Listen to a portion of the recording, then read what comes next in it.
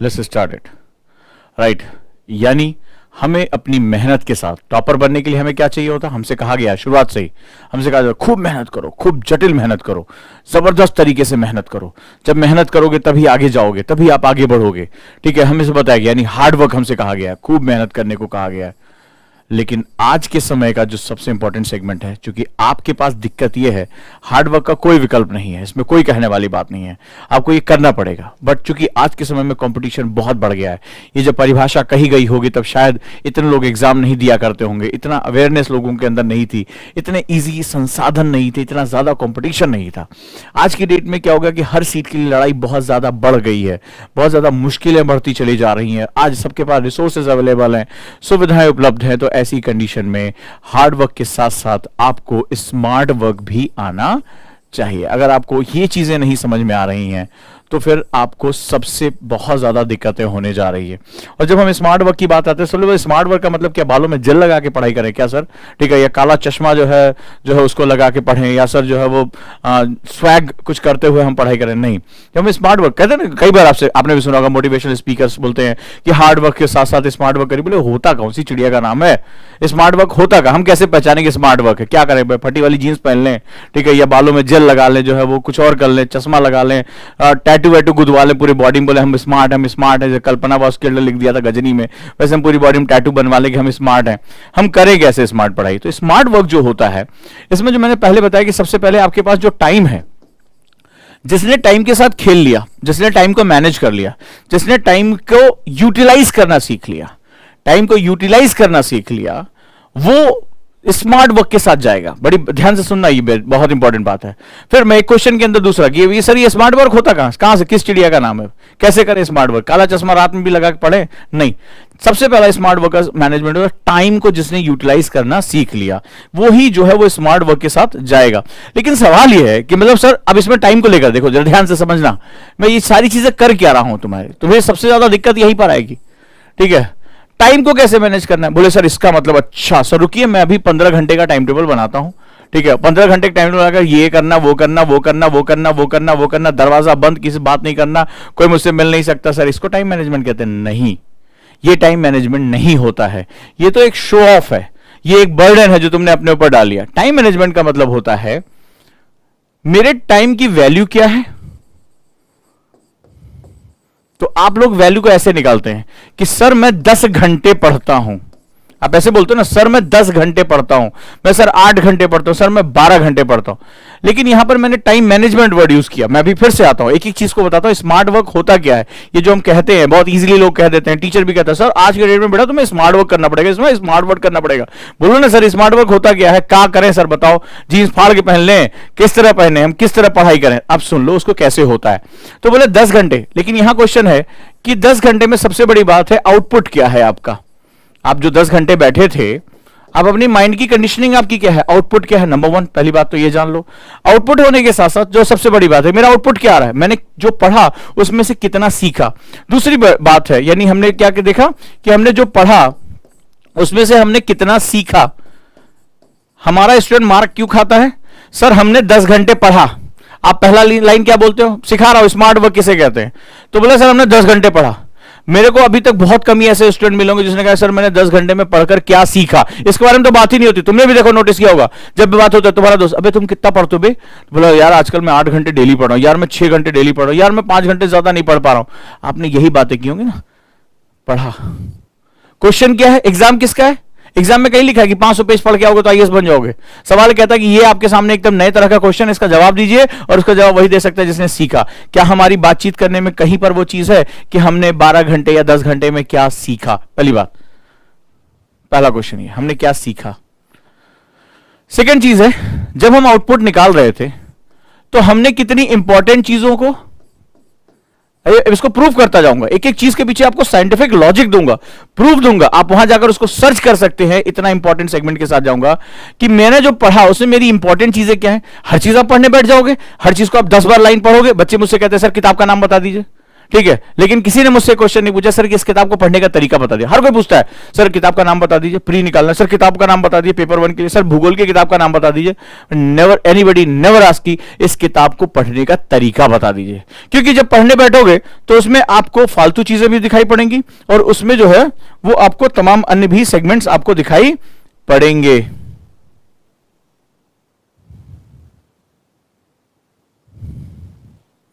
Clear? बहुत ध्यान से समझते जाना जो बताने की कोशिश कर रहा हूं। तो मैं इंपॉर्टेंट मेरे लिए क्या है और मैं किसको डिस्कार्ड कर सकता हूं, किसको हटा सकता हूं, अब यह भी मेरे लिए बहुत जरूरी है।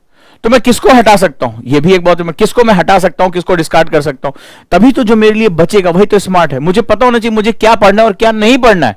This is very important. अब मैं इसको साइंटिफिक इसका जो है आपको प्रूफ देता हूं। आपने पैरेटो लॉ का नाम सुना होगा, बहुत लोग होंगे, बहुत दुनिया की फेमस किताब है 80-20 रूल, पैरेटो का नियम। मैथमेटिशियन थे फ्रेंच, दुनिया को उन्होंने एक बहुत ही जबरदस्त, आज उस पर बहुत रिसर्च हो रही है, पैरेटो के लॉ के ऊपर बहुत सी किताबें लिखी गई हैं, ठीक है, बहुत सी फेमस किताबें हिंदी और इंग्लिश दोनों में उपलब्ध है। इनके नियम को 80-20 का नियम भी कहा जाता है, 80-20 रूल। क्या मतलब होता है? कहते हैं कि हमारे 20% जो हमारी जिंदगी के 80% रिजल्ट जो होते हैं, हमारी कामयाबी, हमारी असफलता, हमारी सफलता, हम किसी भी चीज को करते हैं, वो कहते हैं इसके पीछे केवल हमारे 20% कामों का योगदान होता है। वो हर चीज में कहते हैं लागू होता है। हमारे घर में केवल 20% ऐसी चीजें होती हैं हम जिसका इस्तेमाल करते हैं। हमारे पास 100 चीजें हैं, हम उसमें केवल 20 चीजों का इस्तेमाल करते हैं, 80 चीजें वो पड़ी रहती, कभी कभार धूल धूल फांकती रहती, कभी कभार हमें याद आती है। हमारी किताबें, हमारा वस्त्र, हमारे कपड़े भी आप देखेंगे तो हम 20% कपड़े होता है वो बहुत ज्यादा बार पड़ते हैं, और बहुत से ऐसे कपड़े होते हैं अच्छा ये भी मेरे पास वाली शर्ट थी, ये भी मेरे पास टी शर्ट थी, वो हम कभी कभी ढूंढ ढांड के निकालते हैं। तो इन्होंने कहा कि एक्चुअली में हमें डिफाइन करना पड़ता है। आप चाहे तो उसको आइडेंटिफाई कर सकते हैं, आप इंटरनेट पर जाके पढ़ सकते हैं पैरेटो रूल के बारे में, 80-20 रूल के बारे में, बहुत सी इसके ऊपर किताबें लिखी गई हैं।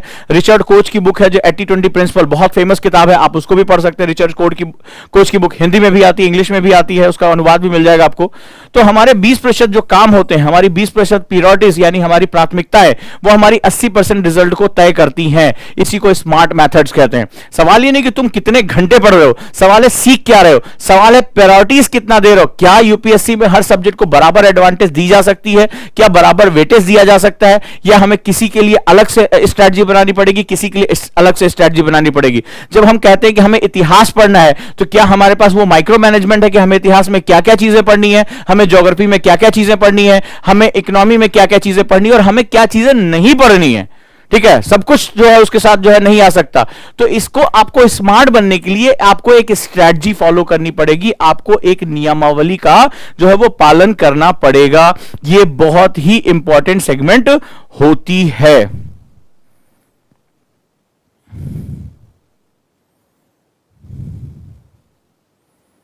क्लियर? सो स्मार्ट बनने के लिए आपको अपने टाइम को यूटिलाइज करना आना चाहिए। आप हर काम को बराबर वेटेज नहीं दे सकते, आप हर सिलेबस को बराबर वेटेज नहीं दे सकते। आपको ये चीजें पता होनी चाहिए, मुझे कहां गियर लगाना है और कहां मुझे ब्रेक लगाना है। जिसको इस चीज का नॉलेज, अगर आप गाड़ी सीखते हैं तो केवल अगर आपको गियर लगाना आता है और आपको ब्रेक सही समय पर लगाना नहीं आता, डिस्टेंस का सही नाम है, तो आप एक्सीडेंट कर देंगे। तो आपको दोनों चीजों के बारे में बहुत ही अच्छी तरीके से पता होना चाहिए। यही बात मैं आप लोगों को सिखाने और समझाने की यहां कोशिश कर रहा हूं। जब मैं आपसे सिलेबस एनालिसिस की बात कर रहा हूं तो कई बच्चे जो है ये भी सोच सकते हैं अरे यार सीधे भूगोल पढ़ाओ ना, खत्म करो ये बात। लेकिन एक्चुअली में क्या होगा कि आप अपने समस्त 100 कामों को बराबर वेटेज देने लगेंगे और आप जैसे वो जो होता है, जो भार ढोने वाला जानवर होता है, तो आप वहीं पर रह जाएंगे। आपको ये पता ही नहीं चलेगा कि मुझे किस सब्जेक्ट में अपना वेटेज ज्यादा देना है, किस सब्जेक्ट में कम देना है। ठीक है, आपको लगेगा सभी में मुझे बराबर समय देना है, सभी को मुझे बराबर स्ट्रेटजी देनी है। तो एक्चुअली में इसको हम लोग जो है वो बोरोवर स्ट्रेटजी कहते हैं। कौन सी स्ट्रेटजी कहते हैं? इसको हम लोग बोरोइंग स्ट्रेटजी कहते हैं। बोरोइंग स्ट्रेटजी का मतलब आप शायद इस शब्द को नहीं परिचित होंगे। जब भी हम कोई युद्ध जीतने जाते हैं, हम कोई युद्ध लड़ने के लिए जाते हैं फॉर एग्जांपल, या हम किसी कंपटीशन में जा रहे हैं, तो हम बोरोइंग स्टडीज पे ज्यादा फोकस करते हैं। बोरोइंग स्ट्रेटजी यानी वो फलनवा जो है कर रहा है, मेरे भैया ने किया था, चाचा ने किया था, ताऊ ने किया था, हम भी वही करेंगे। ठीक है, लेकिन दुनिया गवाह है, संसार में ये पूरे आप जितने भी युद्ध है जीत लो, जो लोगों ने महान युद्ध लड़े हैं या जिन्होंने बहुत आसानी से युद्ध में अपनी इतिहास को रचा है, उनके पास अपना स्वयं की स्ट्रेटजी, अपनी रणनीति होती है, क्योंकि स्वयं की रणनीति में अपनी ताकत और अपनी कमजोरियां दोनों का बराबर भान होता है, दोनों का बराबर अनुमान होता है। ये बहुत ही इंपॉर्टेंट बात है। हम में से ज्यादातर स्टूडेंट जो यूपीएससी की प्रिपरेशन कर रहे होते हैं वो बोरोवर स्ट्रेटजी के साथ कर रहे होते हैं। फलनवा ने बता दिया, ढिकनवा का जो है वो मैंने वीडियो देख लिया था, फलनवा का जो है वो मैंने कहानी सुन ली थी, अब मैं भी ऐसे ही करूंगा। वो फलनवा एक साल में टॉप कर गया था, हम भी करेंगे। आप पहली बार आज जो है वो हमसे बिस्मिल्लाह हुआ है, हमसे श्री गणेश हुआ है कि हमने आज पहली बार जो है यूपीएससी किताब टच करी है, लेकिन जैसे टच की करंट ऐसा लगा कि भैया हमें टॉप करना है इस बार। ठीक है, पहुंचा मास्टर साहब कहां पढ़ाओगे कि हम प्रथम बार में टॉप कर जाएं। ठीक है, तो उसी तरह की बातें आप करके चले आते हो। आपको बेसिकली अपनी स्ट्रैटेजी, अपनी स्ट्रेंथ, अपनी कमजोरी के बारे में नहीं पता है। अभी कह दो बेटा 6 घंटा पढ़ना, चौथे घंटे के बाद सर घूम रहा है, ठीक है सर ऑक्सीजन कम हो रहा है, सर पिठिया में दर्द हो रहा है, ये सारी दर्द शुरू हो जाएंगे। इसके बिना आप सीधे जो जंप करना, 2 पेज आपसे डायरी के लिखे नहीं जा रहे हैं और मुझसे क्वेश्चन पूछते सर बताइए कि स्वर्णिम उत्तर कैसे लिखा जाए। हाँ, मुझे इस तरह से आप क्वेश्चन पूछते हैं, तो स्वर्णिम उत्तर लिखने से पहले उत्तर लिखने से और पहले लिखना तो सीख लो। जब लिखने बैठे तो पता चला बड़ी की मात्रा, छोटी की मात्रा, बड़ाऊ की मात्रा, या हास्यास्पद हो सकता है। मेरे पास इस तरह की कॉपियां आती हैं, इस तरह कॉपियां आती हैं, पता ही नहीं चलता बड़ा हो छोटा हो, छोटी बड़ा हो, ये कहां जा रहा कुछ नहीं पता चलता है। उत्तर लिखने के बाद कहते हैं सर बताइए कि हिंदी माध्यम का सिलेक्शन क्यों नहीं हो रहा है। भाई मेरे पहले अपने फंडामेंटल्स तो सुधार लो, फिर उसके बाद सिलेक्शन भी हम ले लेंगे। यूपीएससी आपको माध्यम के हिसाब से डिस्क्रीट नहीं कर रहा, इधर उधर नहीं जाने कह रहा है। वो कह रहा है मेरा ये क्राइटेरिया, इसको पूरा करो और अंदर आओ। पहले क्राइटेरिया तो समझो कि वो क्राइटेरिया क्या है। तो सिलेबस एनालिसिस जो मैं करा रहा हूं वो इसीलिए करा रहा हूं कि आपको माइक्रो और मैक्रो दोनों मैनेजमेंट हो सके। ठीक है, तो दोनों मैनेजमेंट हो सके तभी आप आगे जा पाओगे। और मैं आपको यहां तक लेकर आना चाहता हूं, पैरेटो रूल पे लेकर आना चाहता हूं। आपको पता होना चाहिए कि कौन सा ऐसा सब्जेक्ट है जो बाकी सब्जेक्ट को गवर्न करता है। जी हां, सारे सब्जेक्ट का बराबर वेटेज नहीं होता। कुछ इसमें फंडामेंटल सब्जेक्ट्स होते हैं, इसको हम लोग पैरेंटल सब्जेक्ट्स भी कहते हैं, यानी माता पिता की तरह पितृ सब्जेक्ट्स होते हैं। कुछ डेरिवेटिव सब्जेक्ट्स होते हैं, अगर इनके फंडामेंटल पता है तो दूसरे के फंडामेंटल आपको अलग अलग निकाल पड़ते हैं। आपको समझ में आएगा अरे बाप रे बाप इतने पेपर पढ़ने, इतने सब्जेक्ट है, लेकिन आपको दिखाई पड़ेगा कि हर सब्जेक्ट की हायरार्की भी यहां पर होती है। यूपीएससी ने बहुत सोच समझकर इसका नाम सामान्य अध्ययन यानी जनरल स्टडीज रखा हुआ है। ऐसे थोड़े ना पासा फेंका बोले ए भाई, हाँ भाई आप यूपीएससी चेयरमैन, हाँ बोले पासा फेंको 6 आएगा तो इसका नाम ये रख देंगे, 4 आया तो इसका नाम ये रख देंगे। ऐसा वहां नहीं होता। विद्वान लोग हैं, वो बहुत ही आराम से आपकी चीजों को समझते और समझाते हैं। ठीक है,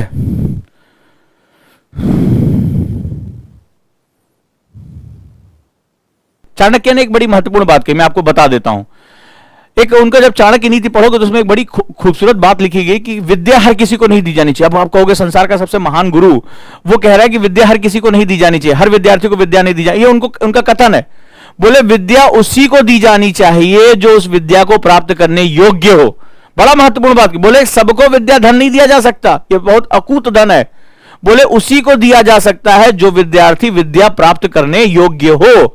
और विद्या प्राप्त योग्य होने के लिए आपके अंदर धैर्य, परिश्रम, लगन, इन सब चीजों का होना बहुत जरूरी है। टीचर कहीं और जा रहा है, आपकी कहानी कहीं और जा रही है। आज मुझे सर क्या पढ़ाने वाले, इससे तुम्हें कोई लेना देना नहीं है। 4 लोग किसी और का नंबर, नाम पूछ रहे हैं, तुम कैसी हो, तुम कैसी हो, तुम कहां की हो, वो अपनी राम कहानी चला। तो आपको जो चाणक्य ने कहा कि वो विद्यार्थी के योग्य नहीं है, वो आपकी कैटेगरी आपको पता चल चुका होगा कि आप विद्यार्थी हो या वो जो विद्या की अर्थी उठा दे वो हो। तो आप में से अब सोच लीजिए आप कौन है, विद्यार्थी है या विद्या की अर्थी उठा देने वाले कि अब कंधा देने में हमारा योगदान है।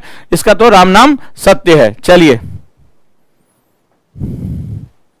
वो आपको खुद ही पता चल गया होगा। तो हम लोग आ जाते हैं मानव भूगोल को लेकर। मानव भूगोल, जैसा कि भूगोल के इस केंद्र में शब्द के साथ ह्यूमन ज्योग्राफी यानी ज्योग्राफी, पृथ्वी पर उस स्पेसीज की बात हो रही है जो कुछ परिवर्तन करने की जो है जिसके पास हैसियत हो। यानी यहां पर जो है वो मानव भूगोल सबसे पहले तो ये एक्सेप्ट करता है। मेरी बात को ध्यान समझिएगा, इसकी फिलॉसफी को बहुत ध्यान से समझने की कोशिश करिएगा। ये फिलॉसफी बहुत कुछ तय करती है। यानी भूगोल का ये हिस्सा जो है वो ये मानता है कि समस्त प्रकार के प्राणियों में in between all species the anthro, human और homo sapiens is one of the most dominant species, जिसे हम लोग होमोसेपियंस कहते हैं। राइट, वो सबसे इंपॉर्टेंट स्पेसीज है। इसको हम लोग एंथ्रो भी कहते हैं, एंथ्रोपोजेनिक भी कहते हैं। यानी भूगोल के इस कारक में जो पर्यावरण है, जो भूगोल है, इस ह्यूमन पर अपना विशेष प्रभाव डाल रहा है। लेकिन आगे चलकर जैसे ये कहानी आगे बढ़ती है, ये एंथ्रो, ह्यूमन या होमोसेपियंस इस पर्यावरण, इस भूगोल पर अपने प्रभाव को स्पष्ट कर देता है। कारण क्या होता है कि जो मानव होता है, ये अभी तक हमने जितने भी स्पेसीज देखी, चाहे पादप हो, चाहे वो पेड़ पौधे, फूल हो या कोई भी जानवर हो, ये बेसिकली जो है वो 1-to-1 रिलेशनशिप में चलते हैं। क्या है वो 1-to-1 रिलेशनशिप, जरा इसको भी समझ लो। बड़े ध्यान से इस डिस्कशन को बड़ी गहराई से समझने की कोशिश करना। जो मैं डिस्कशन आपको दिखा रहा हूं पूरा जो है वो ध्यान यहां लगा दो। होता क्या है कि मान लो ये हमारा एक पादप है, एक हमारा जो है वो फ्लोरा है, एक प्लांट है। ये अपने एनवायरमेंट के साथ एनर्जी और मैटर का इंटरेक्शन कर रहा होता है, और इसके साथ जैसे जैसे जैसे मान लो अगर कहीं पर बारिश कम हो रही है या बहुत कम हो रही है, तो ये स्कैंटी वेजिटेशन, ये जो है ज़ेरोफाइट्स यानी कांटेदार झाड़ियों में कन्वर्ट हो जाएगा। कहीं बारिश ज्यादा हो रही तो सदाहरित में कन्वर्ट हो जाएगा। जहां मौसम में परिवर्तन हो रहे, पर्णपाती यानी डेसिडुअस में कन्वर्ट हो जाएगा। ये हमने देखा पत्तियां अपनी नीचे गिरा देगा। तो ये हमने देखा कि अपने क्लाइमेट के साथ एडॉप्टेबिलिटी रखता है। क्लियर, ये जो है रखता है। लेकिन मनुष्य एक ऐसा प्राणी बन चुका है, ठीक है, जो अपने क्लाइमेट के साथ साथ, अगर हम बात करें, ये अपने क्लाइमेट के साथ साथ इंटरेक्ट करने, नेचुरल, इनका जो संबंध किससे बनता है, ये बेसिकली नेचुरल क्लाइमेट के साथ जो है वो डील करते हैं, प्राकृतिक पर्यावरण के साथ डील करते हैं। यानी इनको पानी, इनको हवा, इनको जो है मिट्टी, इन सब की आवश्यकता पड़ती है। इनको जो है वो जैविक पदार्थ, खाद, मल, इन सब की आवश्यकता पड़ती है जिससे ह्यूमस का निर्माण कर सके। तो ये बेसिकली प्राकृतिक एनवायरमेंट से हर समय जो है वो क्या करते हैं, इंटरेक्ट करते हैं। लेकिन मनुष्य जो है, जिसे नोन एज होमोसेपियंस, होमोसेपियंस का मतलब होता है, होमो का मतलब हो गया सजातीय, और सेपियंस का मतलब हो गया जो बुद्धिमान हो, जो सोच सकने की क्षमता रखता हो। बड़ी महत्वपूर्ण और बहुत गहरी बात हो जा रही है, सूक्ष्म बात होने जा रही है। यहां पर क्या होता है कि एज ए एनवायरमेंटल जो है वो कंपोनेंट, यानी पर्यावरण के घटक के रूप में, ये अपने पर्यावरण यानी नेचुरल जो है वो सेगमेंट के साथ डील भी करता है। ठीक है, ये हवा, पानी, मिट्टी, जल, इन सब के साथ क्या कर रहा है, ये इंटरेक्शन भी कर रहा है। लेकिन मनुष्य का स्वयं का भी अपना पर्यावरण होता है, और मनुष्य के द्वारा भी पर्यावरण का निर्माण होता है। बहुत ही महत्वपूर्ण बात कर रहा हूं। एक होता है मनुष्य के द्वारा बनाया गया, बाय द ह्यूमंस और होमोसेपियंस। वो जो द्वारा बनाया गया होता है, ये क्या बनाता है, स्कूल्स बनाता है, ठीक है, पुल बनाता है, ब्रिजेस बनाता है, सड़कें बनाता है। ये मनुष्य के द्वारा बनाया गया पर्यावरण। ये शहरों को बसाता है, इतने बड़े बड़े लैंडस्केप बनाता है, पानी के ऊपर जहाज चलाता है। ये क्या होता है, ये मनुष्य के द्वारा बनाया गया पर्यावरण होता है। लेकिन इसके बाद एक और इंट्रिंसिक अप्रोच होती है, एक अंतर्निहित प्रयास होता है। ये बड़े ध्यान से समझना कि मनुष्य का स्वयं का यानी सेल्फ का एक एनवायरमेंट होता है। सेल्फ एनवायरमेंट, इसका मनुष्य का स्वयं का एनवायरमेंट होता है, पर्यावरण होता है। और उसके अंतर्गत कहां से उसने शिक्षा प्राप्त की है, किस तरह की शिक्षा मिली है, किस तरह के धर्म को वो फॉलो कर रहा है, क्या सिखाया गया उसके धर्म में, क्या वो जो है रिलीजियन का सेगमेंट्स क्या है, वो किस तरह की आर्थिक सिस्टम यानी इकोनॉमिक सिस्टम का हिस्सा है, किस तरह से पॉलिटिक्स का हिस्सा है, वहां पर तानाशाही है, लोकतंत्र है, वहां पर जो है किस तरह का सिस्टम है, साम्यवादी सरकार है, पूंजीवादी सरकार है, किस तरह की सरकार है, किस तरह की आर्थिक व्यवस्था है, प्रकृति के तुल्य है, समाजवादी अर्थव्यवस्था है या शोषण आधारित अर्थव्यवस्था है, किस तरह की अर्थव्यवस्था है, किस तरह का धर्म है, उसको किस तरह की शिक्षा मिली हुई है, उसके परिवारों का माहौल क्या है। तो आपने देखा कि मनुष्य जो होता है, नहीं जो एंथ्रो है, जो मनुष्य है, मैन है, वो बेसिकली मल्टीपल एनवायरमेंट का पार्ट होता है, मल्टीपल एनवायरमेंट का पार्ट होता है, नेचुरल का भी। उसके द्वारा अपना ये इतना ताकतवर हो गया, कोई हाथी आप नहीं देखोगे हाथी ने जो है मल्टी स्टोरी बिल्डिंग बना दी है, नहीं, जो मनुष्य है वो मल्टी स्टोरी बिल्डिंग, वो बुर्ज खलीफा भी जो है वो बना सकता है, वो बड़े से बड़े जो है वो बिल्डिंग्स बना सकता है, वो बड़े से बड़े शहर बसा सकता है। तो मनुष्य के द्वारा जो है एनवायरमेंट बनाया जाता है, और मनुष्य का स्वयं का भी एनवायरमेंट होता है, जिसके हिसाब से पृथकता तैयार होती। कोई और तरह का धर्म होता है, किसी और तरह का धर्म होता है, कहीं पर शाकाहार है, कहीं पर मांसाहार है, कहीं पर उसके रीति रिवाज, कस्टम, सोशल कल्चर, उसके साथ बहुत सी वैरायटीज होती हैं, बहुत सी तरह की वैरायटी होती है। ये भूगोल का वो कंपोनेंट हो जाता है मनुष्य, जो भूगोल पर सबसे ज्यादा, पर्यावरण पर सबसे ज्यादा अपने प्रभाव को स्थापित करने की क्षमता रखता है। यही इसका कोर, यही इसका सबसे मुख्य विषय यहां पर जाना जाता है। क्लियर है दोस्तों?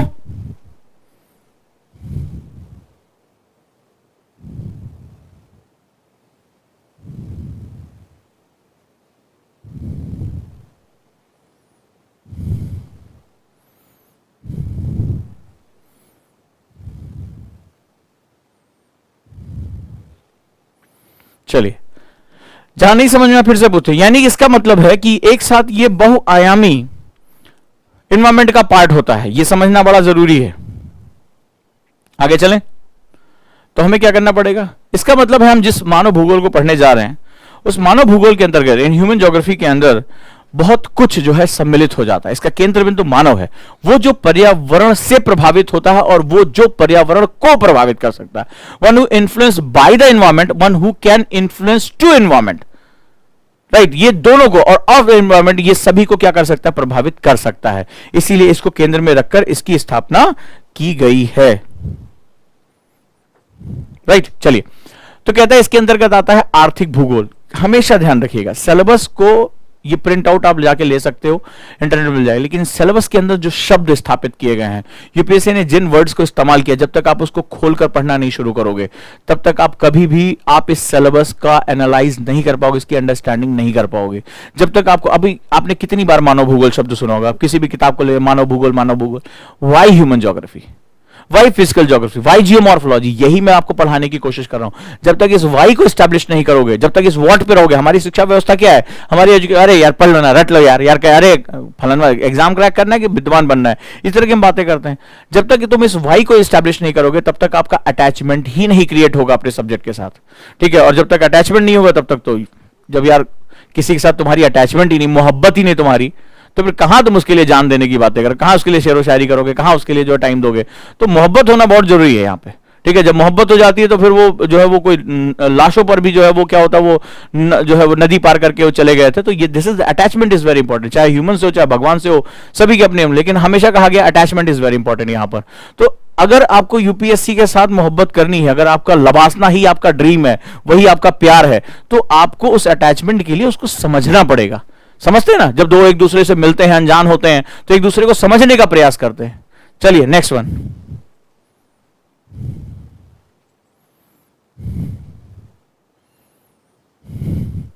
आर्थिक भूगोल यानी इकोनॉमिक ज्योग्राफी। तो जैसा हमें पता चला कि अभी हमें पता चला कि मनुष्य का अलग अलग आर्थिक तंत्र है, कहीं पर समाजवादी व्यवस्था है, कहीं पूंजीवादी व्यवस्था है, तमाम तरह की व्यवस्थाएं वो यहां पर हमारे आर्थिक भूगोल के अंतर्गत आ गई। अगला खनिज भूगोल, ठीक है। खनिज जो होते हैं वो बहुत इंपॉर्टेंट होते हैं, ये संसाधनों के हिस्से में आते हैं। और रिसोर्सेज यानी कि संसाधन जो होते हैं, बिना संसाधनों के हम वैल्यू एडिशन नहीं कर सकते, पहले भी आपको बताया था, without resources we can't implement value addition process. तो अगर वैल्यू एडिशन नहीं है तो फिर मनुष्य के जीवन की कोई मकसद ही नहीं होता है। हम लोग, आप लोग क्यों इतनी मेहनत से पढ़ाई कर रहे हैं? आप खेलने जा सकते थे, आप एंजॉय कर सकते थे, आप यहां मुझे क्यों सुन रहे हैं, आप अपना टाइम क्यों लगा रहे हैं? बिकॉज आपके अंदर विलिंगनेस है कि आप अपना वैल्यू एडिशन यानी मूल्यवर्धन करना चाहते हैं। आज आप अपने सामान्य क्षेत्रों से निकलकर कल भारत की प्रशासनिक सेवा का हिस्सा बनना चाहते हैं, लबासना पहुंचना चाहते हैं। आपके अंदर एक बहुत ही ज्वलंत इच्छा शक्ति है कि आप इस जो है वो अपने पूरे परिवार को बहुत गौरवान्वित करना चाहते हैं, उसको प्राउड फील कराना चाहते हैं। तो आपके अंदर जो ये जो आपकी डिजायर है वही आपको यहां मेहनत करना। आप मेरे को सुन रहे हैं, आप मुझे जो है वो आप इसको राइटिंग कर रहे हैं, आप इसको नोट डाउन कर रहे हैं, इस पर अभी आप मुझे होमवर्क भेजेंगे, अपना जो है नोट्स भेजेंगे, वो इसलिए कर रहे हैं क्योंकि आप अपनी वैल्यू एडिशन करने के लिए बहुत ईगर हैं, बहुत उत्सुक हैं।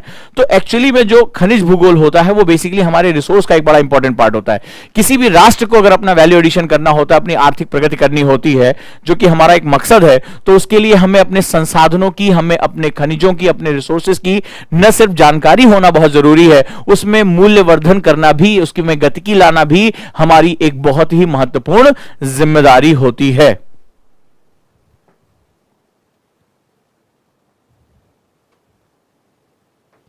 नेक्स्ट वन, ऊर्जा संसाधन, एनर्जी रिसोर्सेस।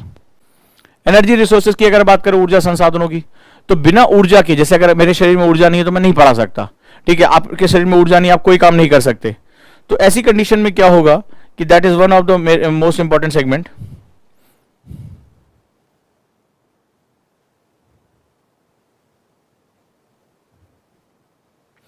तो यहां पर ऊर्जा संसाधन बहुत इंपॉर्टेंट होते हैं, एनर्जी रिसोर्सेस।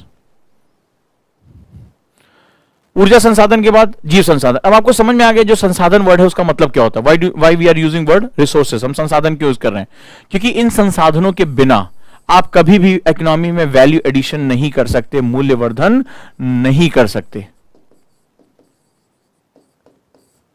और अगर आप मूल्यवर्धन नहीं कर सकते तो आपकी इकोनॉमिक व्यवस्था यानी आर्थिक व्यवस्थाएं जो हैं वो आगे प्रगतिशील नहीं हो सकती हैं, ये बात याद रखिएगा। तो संसाधनों के बिना राष्ट्र में जो है वो क्या होता है कि मूल्यवर्धन नहीं होता है। क्लियर है दोस्तों? आगे चलते हैं। अगला कहता है पादप संसाधन यानी फ्लोरल रिसोर्सेस, सेम वही महत्वपूर्ण बात है, यानी कि आपके पास कितने तरह के वन है, कितने तरह के आपके पास पेड़ पौधे हैं, कितनी बायोडाइवर्सिटी है, ये मानव भूगोल के अंदर आ जाता है, क्योंकि ह्यूमन इनके साथ इंटरेक्ट करता है, या तो इनको खा जाता है या इनकी सुरक्षा करता है, दोनों बहुत महत्वपूर्ण है। ठीक है, नेक्स्ट वन इंडस्ट्री, उद्योग। उद्योगों में अगर हम बात करें तो हमें 3 तरह के उद्योगों को डील करना पड़ेगा। अब इसके अंदर बहुत कुछ है। प्राथमिक, अभी मैं तो बहुत बेसिक लिखा रहा हूं कॉन्सेप्टर के लिए। प्राथमिक यानी प्राइमरी, तो प्राथमिक के अंदर पूरा एग्रीकल्चर सेक्टर है। अब एग्रीकल्चर अपने आप में एक भानुमति का पिटारा है जो मेंस में 90 मार्क्स की तरफ जाता है। दूसरा होता है सेकेंडरी यानी द्वितीयक, और तीसरा होता है टर्शरी यानी तृतीयक। ठीक है, ये 3 हमारे सेगमेंट्स होते हैं, इंडस्ट्री और सर्विस सेक्टर। इसको हम लोग, इसमें सर्विस आता है और इसमें इंडस्ट्रीज आ जाती हैं। नेक्स्ट वन है विश्व और भारत में इनकी स्थिति यानी वर्ल्ड रैंकिंग, अभी हम कहां पर हैं। अगला कहता है वर्ल्ड एग्रीकल्चर, विश्व का जो है वो सेगमेंट्स। इसके बाद है, चूंकि मनुष्य क्या होता है, मैंने आपको बताया कि मनुष्य का स्वयं का अपना पर्यावरण होता है, उसकी अपनी खुद जो है वो खुद पहचान होती है। हमने देखा हमारी एक सांस्कृतिक पहचान है। आपके यहाँ हो सकता है त्योहार अलग होते हो, किसी और के यहाँ त्योहार अलग होते हो, हमारी कुछ अपनी संस्कृति परंपराएं हैं, शादी ब्याह के रीति रिवाज आपने देखा होगा अलग अलग जगहों पर अलग अलग हैं। So this is a very important segment, इसको हम लोग कल्चरल ज्योग्राफी कहते हैं। बहुत मजा आता है इसको पढ़ने में, और आपको आश्चर्य करेंगे कि इधर जो आपने क्लाइमेटोलॉजी पढ़ा है, ठीक है, सांस्कृतिक भूगोल सीधे सीधे इससे जुड़ा हुआ है। ये जितना भी चीजें आप पढ़ रहे हैं ये सारा का सारा क्लाइमेटोलॉजी जुड़ा है। इसी को इंटरडिसिप्लिनरी अप्रोच कहते हैं, यानी एक चीज दूसरे चीज के साथ क्या होती है, वो लिंक होती है। डन। अगला कहता है राजनीतिक भूगोल यानी कि पॉलिटिकल ज्योग्राफी। जी हां, पॉलिटिक्स बहुत कुछ तय करती है। मेरी अर्थव्यवस्था कैसी होगी, मेरा समाज कैसा होगा, ये तय करने का काम कौन करता है, वो पॉलिटिकल ज्योग्राफी कर रही होती है। और इसी के साथ हमारा जुड़ता है वर्ल्ड ज्योग्राफी। वर्ल्ड ज्योग्राफी में हमारे पास जो सबसे इंपॉर्टेंट सेगमेंट है वो साउथ एशिया एंड दक्षिण एशिया, जिसका हम भाग हैं। और हम और हमारे समस्त पड़ोसियों के साथ अगर हमें जो डील करना है वो दक्षिणी एशिया में हमें डील करना है। यहां पर बहुत से तरह के आर्थिक, राजनीतिक और सामाजिक जो है सेगमेंट्स होते हैं। आपने देखा अभी कुछ समय पहले रोहिंग्या का मुद्दा आ रहा है लगातार, आज भी जो है इसमें आया। बांग्लादेशी का मुद्दा भी आपने देखा, उनको सजा हुई 4-4 साल की, जो अवैध रूप से भारत में आए। तो जो है वो बहुत सी चीजें हो रही हैं, हमारे पड़ोसी देशों के साथ बहुत से उठापटक होते रहते हैं। तो लगातार इन पर हमें नजर बनाकर रखना होगा। तो हमारा जो ये राजनीतिक भूगोल है, ये हमारा जो विश्व ज्योग्राफी है, उसमें भी साउथ एशिया, ये हमें बहुत ध्यान से इंटरलिंक करते हुए पढ़ना है।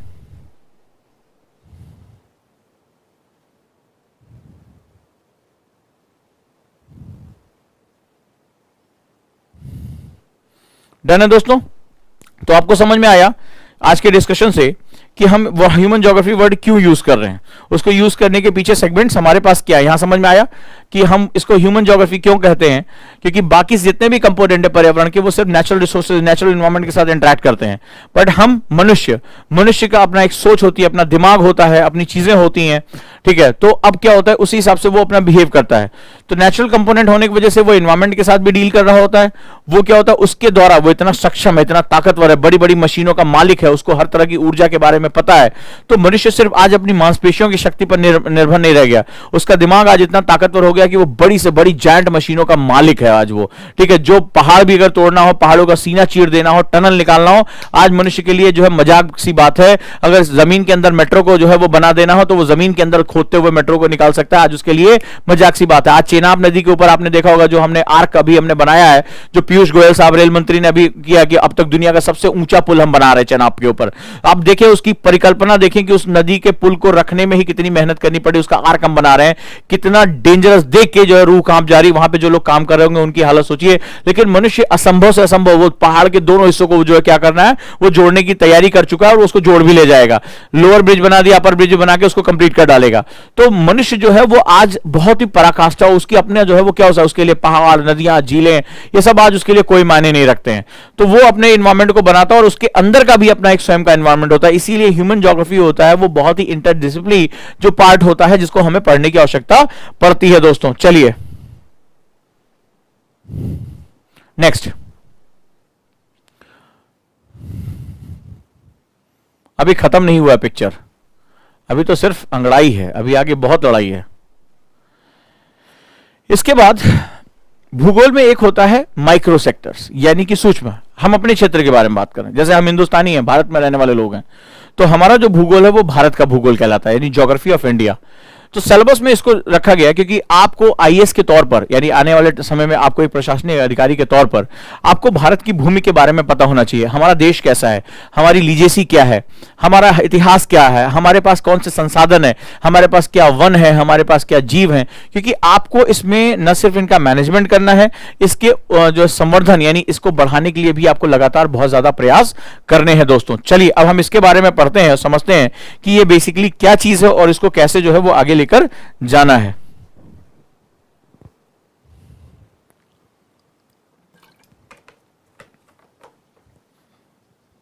रेडी? आपने इन दोनों पार्ट्स में क्या पढ़ा? इन दोनों पार्ट में आपने सिद्धांत पढ़े। सिद्धांत यानी वो प्रिंसिपल जिसके बेस पे मेरा ह्यूमन जो मेरी ज्योग्राफी है वो गवर्न हो रही है। मुझे जब तक मेरे पृथ्वी के बारे में, मुझे जो है अपनी भूपरपटी के बारे में, उसमें पाए जाने वाली स्थलाकृतियों के बारे में, उसमें लैंडफॉर्म्स के बारे में जानकारी नहीं होगी, तब तक मैं आगे लेकर नहीं जा पाऊंगा। इसके बाद ह्यूमन, चूंकि इसमें सेंटर में है, ह्यूमन हमें जोड़ता है हमारे नेचुरल एनवायरनमेंट के साथ, ह्यूमन हमें जोड़ता है हमें बाकी सब चीजों के साथ। तो बहुत जरूरी है कि हम ह्यूमन एक्टिविटीज का एक प्रॉपर एनालिसिस और प्रॉपर अध्ययन हम करना शुरू करें। लेकिन अब हम आ जाते हैं अपने क्षेत्र के बारे में, जो हमारा बेसिकली प्रैक्टिकल अप्रोच रहेगा, जहां हमें काम करना होगा। तो जहां पे हमने खत्म किया था कि हमें साउथ एशिया के साथ पढ़ना है, तो सबसे पहले हमें physical features of south Asia, चूंकि भारत उसमें एक भाग है, तो हमें चूंकि एक समय 1947 की अगर बात करें तो आज वर्तमान में जो पाकिस्तान और बांग्लादेश है वो कभी भारत का भूभाग हुआ करते थे, ठीक है। और भारत अगर प्राचीन समय से देखें तो भारत जो है अफगानिस्तान से लेकर जो गांधार का क्षेत्र है वहां से जो तक्षशिला विश्वविद्यालय था वो वहीं पर हुआ करता था, या गांधार जो है धृतराष्ट्र की जो पत्नी थी गांधारी, वो बेसिकली गांधार की थी। तो अब ऐसी कंडीशन में अगर हम बात करें तो भारत का जो भूभाग है वो लगातार बहुत से राजनीतिक और बहुत से जो है वो समय के साथ होने वाले परिवर्तनों का हिस्सा रहे हैं। तो कहता है physical features of the South Asia. Why? क्योंकि हमारे पास हिमालय है, बहुत इंपॉर्टेंट समझना। हिमालय का मतलब होता है हिम आलय, जो है जिसे बर्फ का मंदिर जिसे हम लोग कहते हैं। हिमालय बेसिकली एक ने आप में बहुत ही बड़ा एक कैरेक्टर क्रिएट करता है। हिमालय एक बहुत बड़ा जलवायु विभाजक है। Himalaya is a climatic divider, ठीक है, बहुत बड़ा जलवायु विभाजक है। और ये दो क्षेत्रों की जलवायु में सडनली बहुत बड़ा चेंज लेकर आ जाता है। इसके पार का अगर हम तिब्बत और चाइना का भाग देखें या मध्य एशिया की तरफ अगर हम जाएं तो हमें विभिन्न जलवायु दिखाई पड़ती है, विभिन्न तरह के लोग दिखाई पड़ते हैं। वहां मंगोलाइट क्लान के लोग हमें दिखाई पड़ते हैं, वो अलग तरह से दिखते हैं, उनका पूरा कल्चरल सेटअप भी अलग है, ठीक है। और अगर हम भारत के दक्षिण यानी हमारे साइड में अगर हम देखें तो हमें पूरा कल्चरल सेटअप ही अलग दिखाई पड़ता है। हमें वहां भी वनस्पतियां, मिट्टी, हमारे जो जीव जंतु, हमें सब कुछ बिल्कुल अलग दिखाई पड़ता है। तो हिमालय एक बहुत बड़ा जलवायु विभाजक है और इसकी गहराई जब आप जानना शुरू करोगे तो आप आश्चर्यचकित हो जाओगे कि इसमें इतनी चीजें छुपी हुई है। हिमालय की जो संरचना, इसीलिए उसको जो है मंदिर कहा गया है। हमारे ज्यादातर तीर्थ स्थान हिमालय पर है, उसके पीछे जो उसकी खास संरचना है ना, वो हमें बहुत कुछ देती है, जिसके बारे में हमें अध्ययन करने की आवश्यकता पड़ने वाली है। चलिए आगे बढ़ते हैं हम लोग। तो physical features of the South Asia यानी कि दक्षिणी एशिया के प्रमुख भौतिक विशेषताएं, दक्षिण एशिया की प्रमुख भौतिक विशेषताएं।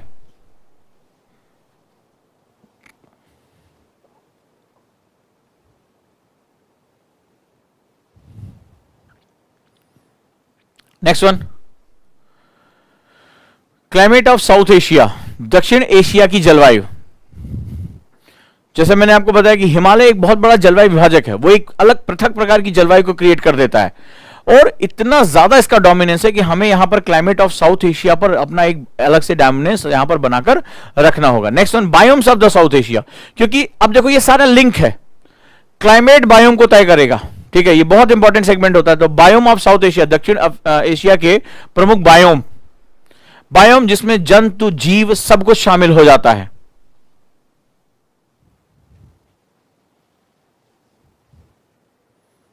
डन? लिख लिया?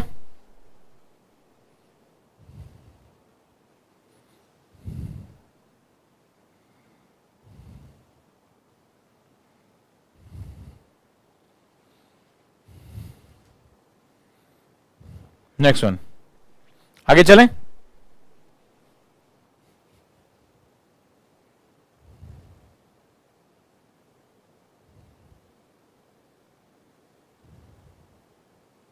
गुड। अगला है सॉइल्स ऑफ इंडिया। ये जो क्लाइमेट और बायोम होता है वो सॉइल को डिफाइन करता है। बहुत आप जलवायु जो होता है, जलवायु, समय, वनस्पतियां, ह्यूमस, ये मिट्टी को तैयार करती हैं और मिट्टी की विविधता आगे चलकर हमारी आर्थिक विविधता यानी हमारी इकोनॉमिक ज्योग्राफी, हमारी फसल, हमारे जो किस प्रकार के पेड़ पौधे होंगे, सबको डिफाइन करती है। तो सॉइल्स ऑफ इंडिया यानी भारत की मिट्टियां बहुत इंपॉर्टेंट कॉन्सेप्ट हो जाता है हमारे लिए, क्योंकि मिट्टियों पर हमारा एग्रीकल्चर, देखो सिलेबस किस तरह से जो है पॉइंट टू पॉइंट जाता है। अगर हर आपको मिट्टियों की जानकारी नहीं होगी तो आप एग्रीकल्चर यानी कृषि के बारे में जानकारी नहीं ले पाओगे।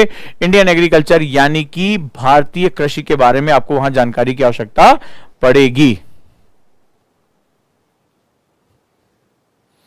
बायोमास जैव भार को कहते हैं। जैसे ये हमारी बॉडी क्या है, ये बायोमास है, बायोलॉजिकल मास यानी कि जो है वो जैविक द्रव्यमान, वो आपका बायोमास कहलाता है। Next one, Indian agriculture. अब अगला है कि भारतीय कृषि के बाद मिनरल्स ऑफ साउथ एशिया। अब ये भी बड़ा मजेदार है।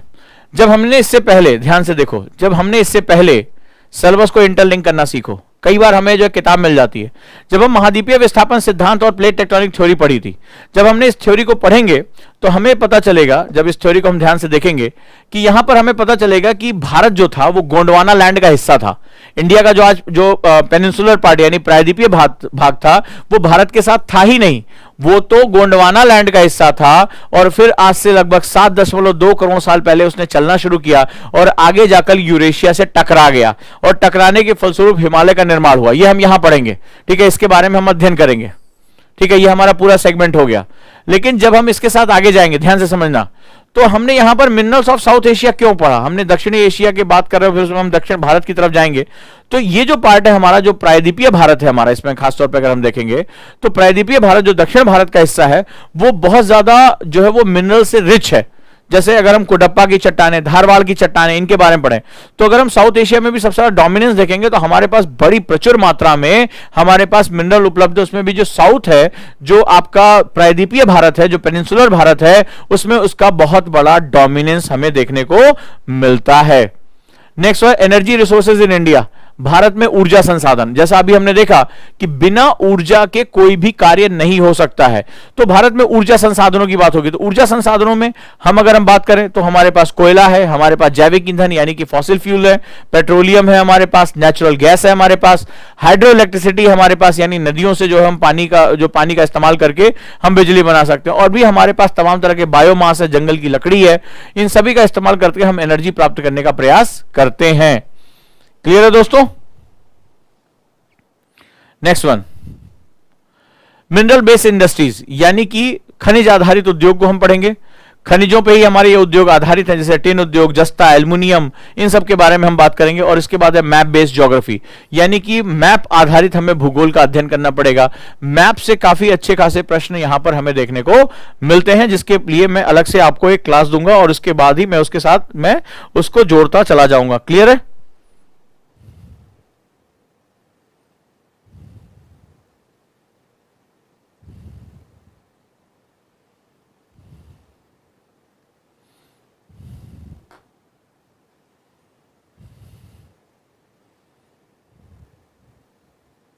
डन।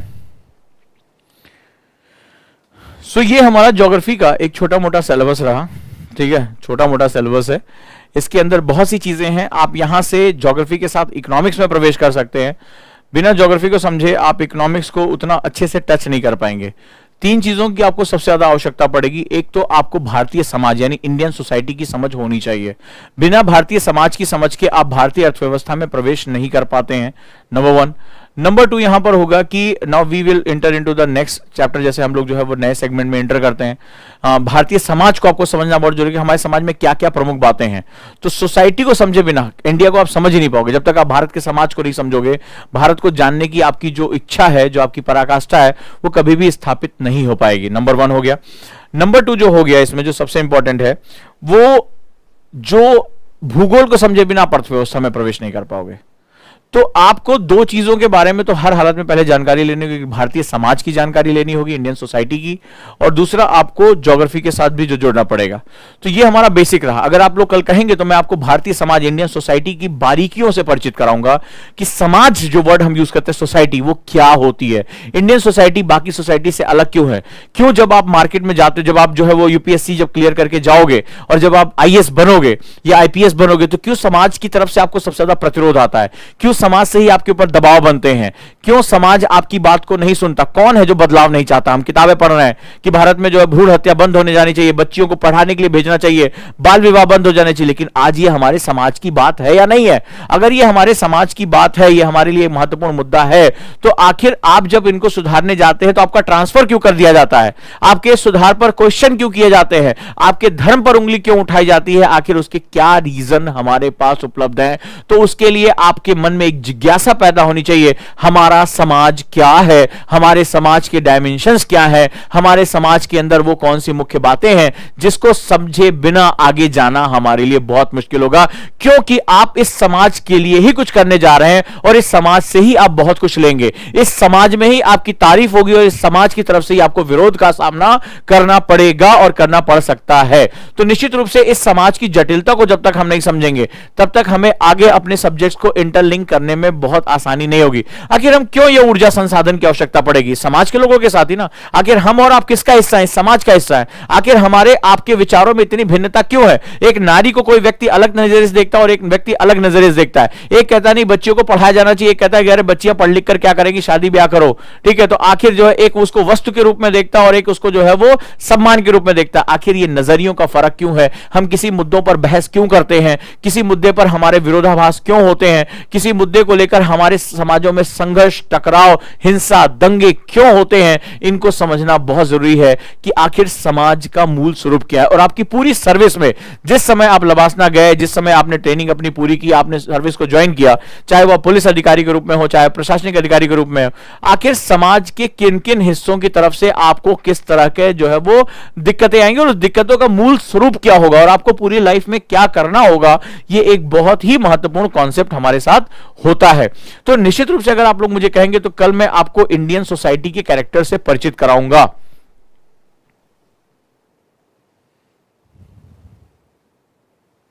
और बहुत मजा आएगा।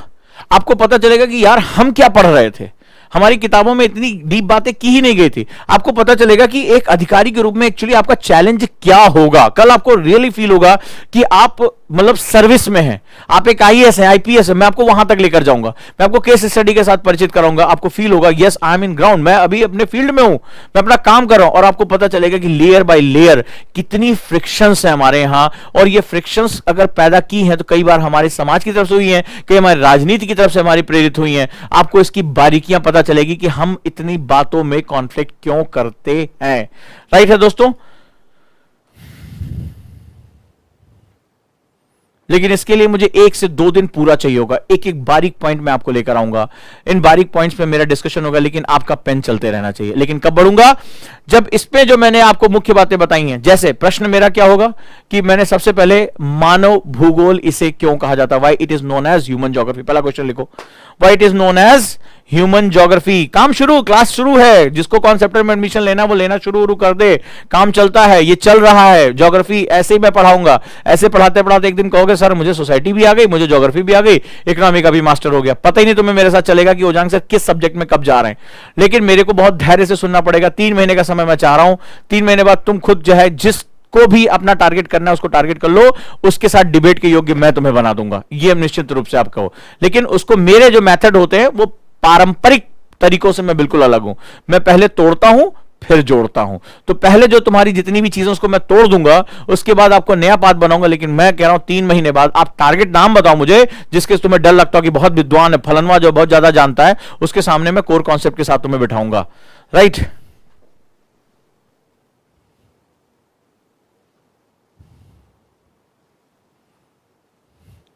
तो why it is known as human geography, इसे मानव भूगोल क्यों कहा जाता है। नेक्स्ट वन, मानव पर्यावरण संबंधों पर टिप्पणी करें। Comment on human environmental relationship. मानव पर्यावरण संबंधों पर टिप्पणी करें। Comment on human environment relationship. लिख लिया क्वेश्चन?